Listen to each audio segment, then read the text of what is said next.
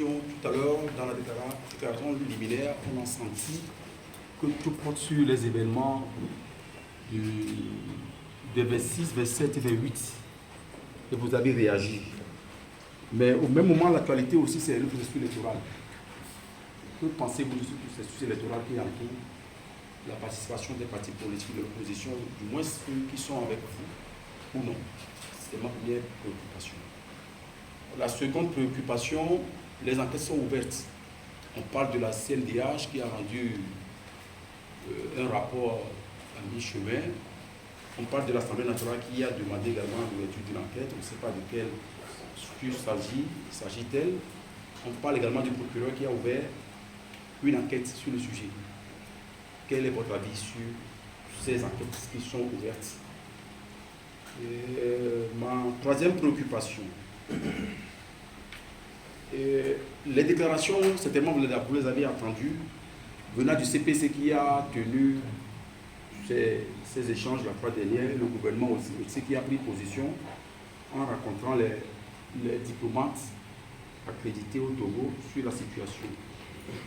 Certainement vous avez entendu le ministre de l'UFC, de l'enseignement supérieur, son nom d'échappe, comment il s'appelle encore? Diacré, Isaac, et le président également du CPC qui a encore évoqué que sur ces images qui circulent sur les réseaux sociaux, c'est l'intelligence artificielle et autres. Je termine avec les manifestations qui sont annoncées les 16 et 17 prochains, pas les mêmes. Quelle est votre position sur ces manifestations? Merci. On peut répondre oui, allez-y, pour ne pas oublier. Alors,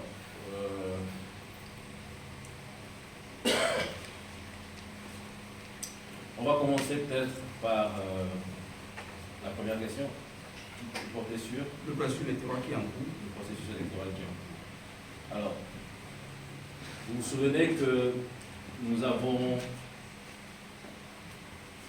dans un communiqué récent, relevé le contexte particulièrement délétère suite aux violences et à la répression inouïe mise en œuvre par le pouvoir les 26, 27 et 28 juin. Et puisque vous avez évoqué des partis politiques avec lesquels nous travaillons dans un cadre bien défini, c'est avec ces mêmes partis politiques que nous avons adressé ce communiqué à l'ensemble du peuple togolais et lancé cet appel solennel pour que le processus soit reporté sine die. Ce sont les termes que nous avons inscrits dans notre déclaration. C'est pour dire que nous sommes toujours inscrits dans cette même dynamique. Aujourd'hui, il y a une situation particulièrement difficile et c'est ce qui nous réunit aujourd'hui autour de cette table. Nous avons des enfants de ce pays qui ont été massacrés.